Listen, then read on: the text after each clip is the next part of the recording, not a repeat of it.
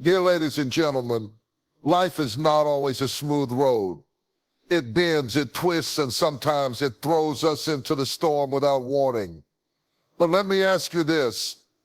When the wind howls and chaos reigns, do you sway with it or do you remain rooted like a mountain?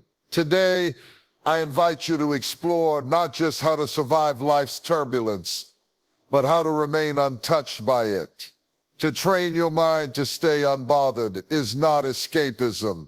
It is the highest form of engagement, where you are involved with life but not entangled in it. You see, the problem is not the situation. The problem is your reaction to it. What you call stress, worry, or anger. These are not coming from the outside. They are simply reactions within you. If your inner atmosphere was truly yours, would you not choose peace over chaos? Let's go deeper. If someone throws a stone at you, you can either pick it up and carry the weight forever, or you can let it drop. The stone exists, but the burden is optional. To be unbothered doesn't mean to be indifferent. It means to respond consciously rather than react compulsively. You are not a slave to circumstances.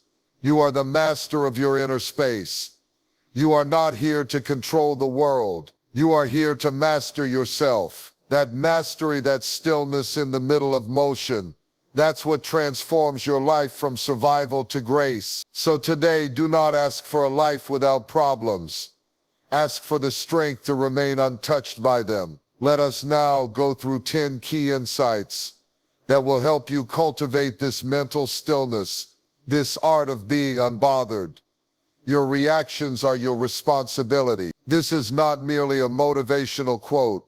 It is a fundamental truth about the nature of human experience. We often believe that someone or something outside of us is the cause of our inner disturbance. If someone says something unpleasant, we become angry. If the situation doesn't go our way, we feel anxious. If we are ignored, we feel hurt. But let us ask, where are these emotions truly happening? Is anger raining from the sky? Is stress crawling out from under your bed? Is jealousy flying in through the window? Every emotion, every reaction is being generated from within you. You are the source. This may seem like a harsh realization at first, but it is actually the most empowering one. Because if you are the source, then you hold the power to transform it. Suppose someone calls you a fool. One person may laugh and walk away.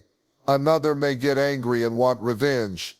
A third may break down in tears. The words are the same, the trigger is the same, but the reactions are wildly different. So clearly it is not the words that are the problem. It is the interpretation of the words, the meaning you assign to them, and how tightly you grip that meaning. This means that the entire experience of being bothered is being manufactured within you. If your body starts aching, you see a doctor. If your house catches fire, you call for help. But if your mind is on fire, burning with anxiety, irritation, comparison, or regret, who do you call? Most people call someone to blame. They say, "You did this to me." No, it is not what they did, it is how you received it. Someone else's behavior may be unjust, unkind, or immature, but your suffering is not their doing. That is yours. This is not to dismiss real pain or emotional hurt, but to see clearly where it begins. You may not be able to control what others say, do, or think. You may not be able to shape every situation to your comfort,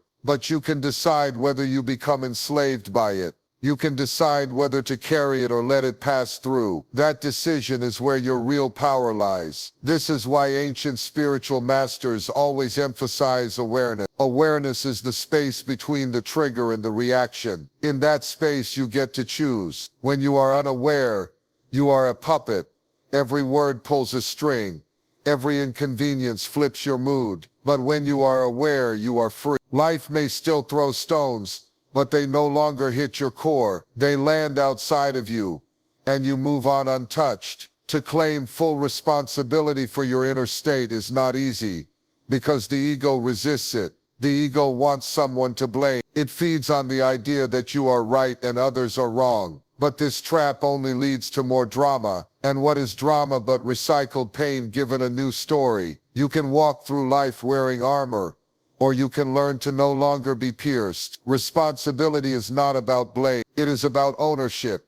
Owning your energy, owning your peace, owning your reaction. This ownership is the first step toward freedom. If you are truly sincere about staying unbothered, then you must become deeply honest about your role and how you feel. Don't wait for people to behave perfectly. Don't wait for the world to be peaceful. It won't, but you can be. And that begins when you recognize, with clarity and humility, that your reactions are not happening to you, they are happening through you. And that means they are yours to transform. Imagine waking up one morning, stepping outside and the weather is stormy, thunder crashing, wind howling. Now you have no control over the weather, do you? But what do? You wear the appropriate clothing. You take an umbrella. You prepare, because you understand that while you cannot command the sky, you can choose your response to it. Now think of your inner world, your thoughts, your emotions, your responses. Most people live as though the weather of their mind is being dictated by the world around them. Someone speaks rudely, and a storm brews inside. Something doesn't go as planned and clouds of frustration gather. One small inconvenience, and suddenly the entire day feels ruined. Why?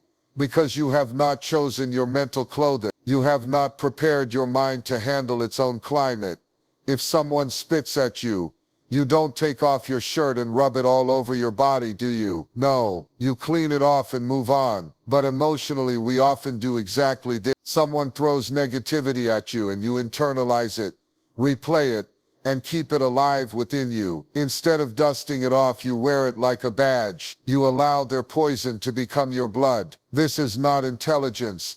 This is unconscious living. To master your inner climate means to become conscious of your inner tendencies, the thoughts that arise, the feelings that swell, the urges that push you. You must begin to see that you are not these things. You are the one who observes them. A wave of anger rises. You see it. A thought of fear passes. You notice it. The moment you can watch without being dragged in, you've taken the first step toward freedom. Let's say today, 10 people insult you, 1 praises you. What will stay in your mind? The insults. Why? Because you haven't trained your mind to value peace more than validation. You haven't taught your system to stay balanced in pleasure and pain. If the external world has the power to dictate your joy or sorrow, you are handing your keys to someone else. That is not living.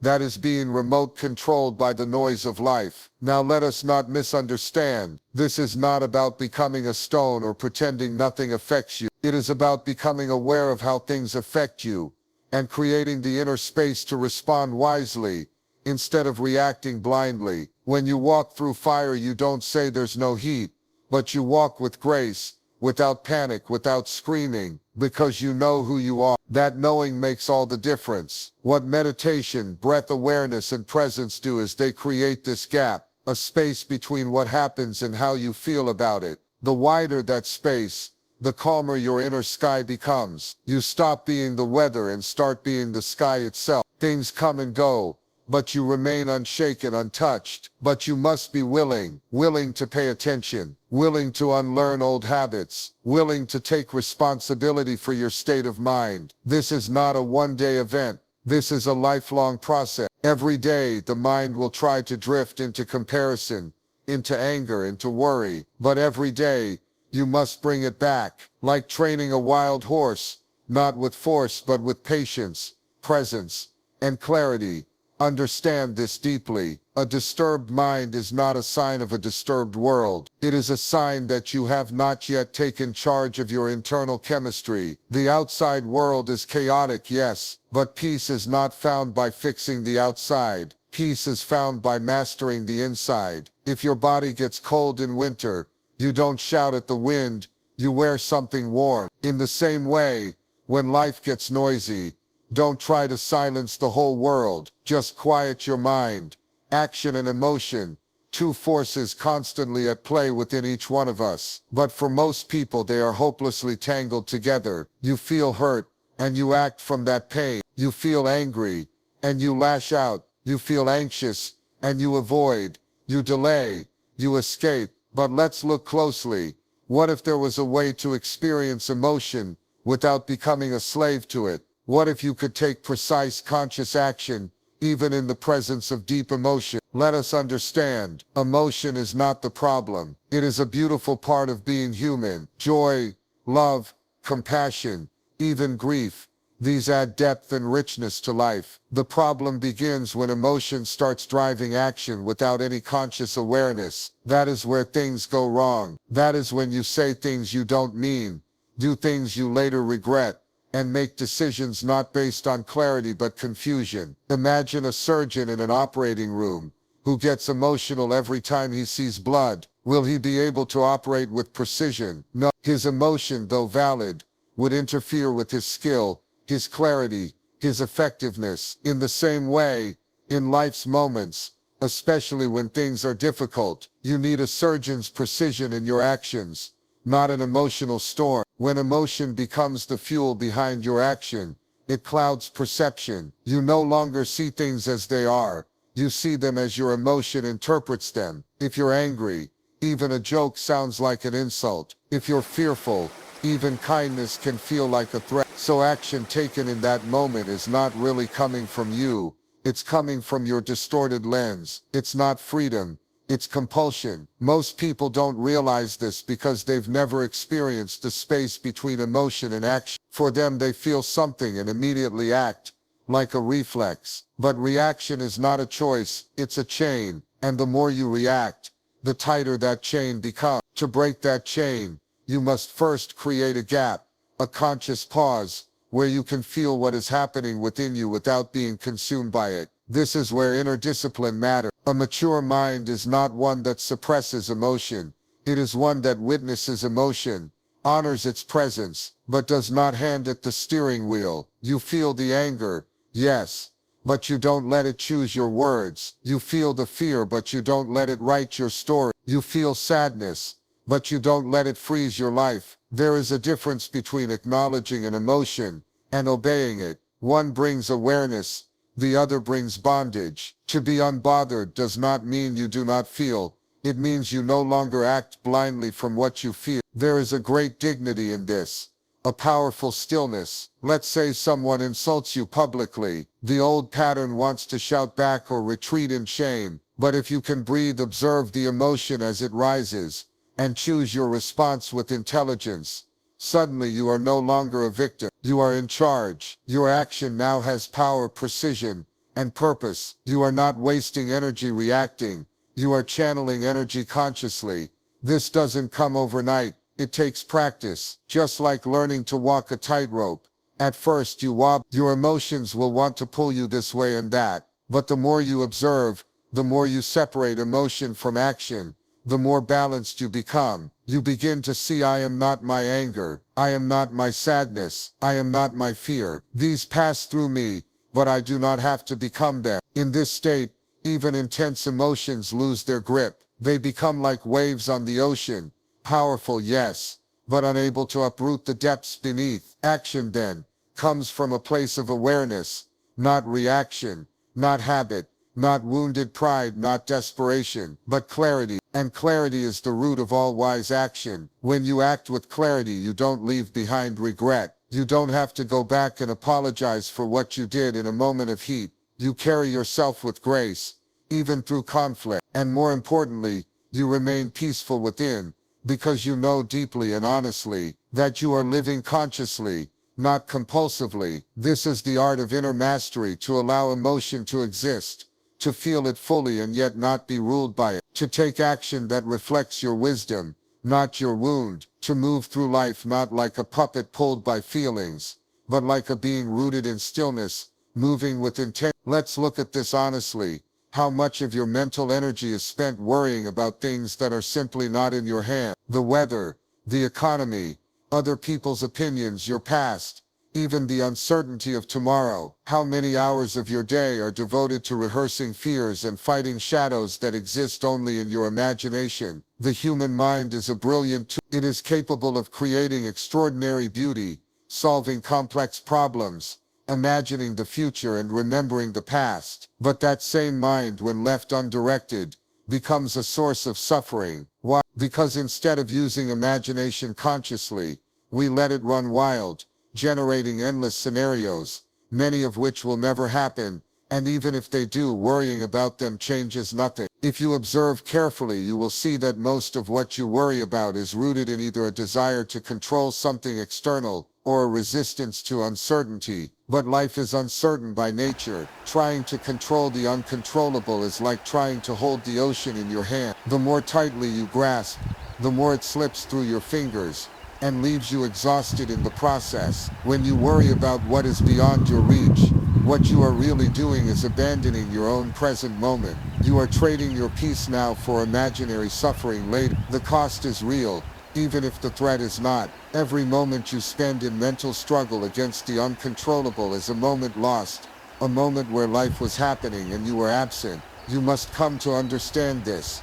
Letting go is not weakness. It is wisdom. It is the intelligence of recognizing where your responsibility ends and where surrender begins. It is knowing what is truly yours to manage, your thoughts, your actions, your intentions, and what is not, the reactions of others, the direction of the wind, the timing of fate. When something is within your hands, act with full intensity and clarity, give it your best. But once it is outside your hands, once the arrow has left the bow, learn to step back, rest your mind. Do not keep revisiting the same loop in your head, trying to rewrite a script that has already played out. This is how people slowly drain themselves, mentally, emotionally, even physically, not because of the events themselves, but because of their constant attachment to what they cannot shift. You might say, but how can I not worry? What if something goes wrong? Of course something may go wrong. Life is unpredictable, but worrying about it doesn't prevent it. It only ensures that you suffer twice, once in your imagination, and once in reality. And often reality is far less harsh than the mental story you've built around it.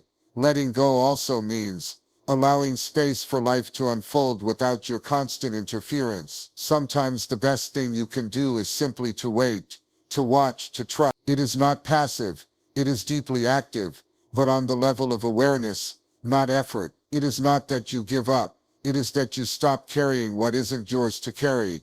Think of a tree. It does not cling to its leaves in winter. It lets them go. It knows the cycle of life will bring them back when the time is right. The tree does not resist the changing season. It simply remains rooted, steady, alive. In the same way, you must trust that when you release what cannot be controlled, you make room for new things to enter, often better, more aligned, more graceful than you could have forced into being. Letting go is not abandoning responsibility. It is fulfilling your deeper responsibility to your own peace. It is recognizing that peace is not the absence of problems, but the absence of needless struggle. You stop pouring your energy into what resists your efforts, and start conserving that energy for what truly matters. This is a form of mental freedom, to live in harmony with life rather than in conflict with it, to take action where you can, and to be still where you must, to accept that not everything will go your way, and that's okay, because when your mind is not tied up in worry,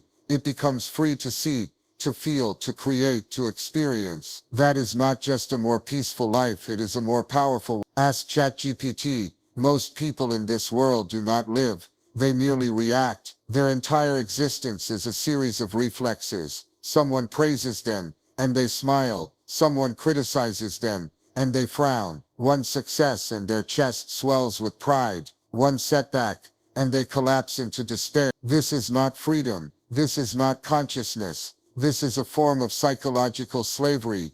To react is to give away your power. It means your internal state is constantly being dictated by external triggers. A person says something and immediately you flare up. A situation goes wrong, and you spiral into panic. You become a puppet. Every word, every circumstance pulling your strings, twisting your emotions and stealing your peace. Now look at the word respond. A response is not born out of impulse. It comes from awareness. To respond is to pause, to observe and then to act, not based on your ego, not based on your past wounds, not based on some emotional outburst, but based on clarity, Response requires a moment of stillness between the stimulus and your action. That moment, however small, is the space where freedom begins. Let's say someone insults you. If you react, you insult them back, or you walk away with resentment. But if you respond, you may realize the insult isn't about you at all. Perhaps they're hurting, perhaps they're insecure, perhaps they're projecting, or perhaps they are simply wrong. And so you choose not to carry their poison in your system. That's a conscious decision.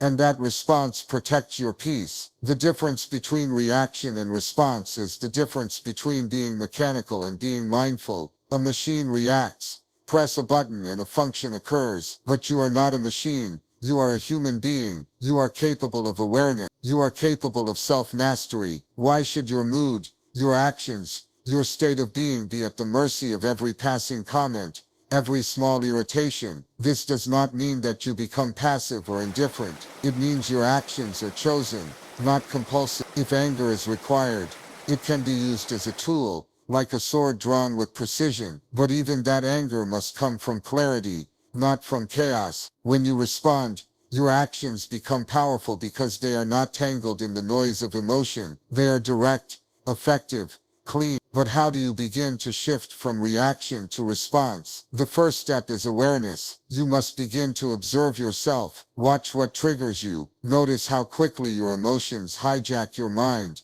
Become familiar with the patterns that control you. This self-observation, without judgment, is the beginning of inner freedom. You start to create a little space between what happens and what you do next. The next step is stillness. In moments of conflict or chaos, just breathe. Don't speak immediately. Don't act immediately. Just give yourself a few seconds to return to yourself. Even 3 conscious breaths can shift you from a reactive state to a responsive one. It may sound too simple, but this one small pause can change everything. Over time, this space within you grows. You are no longer pulled into every drama. People may still act the same way. Situations may still be difficult, but your relationship with them changes. You are no longer a leaf tossed by the winds. You become the tree, rooted, steady, strong. And here's something important. Reaction feels powerful in the moment, but it usually leaves regret. Response feels quiet in the moment,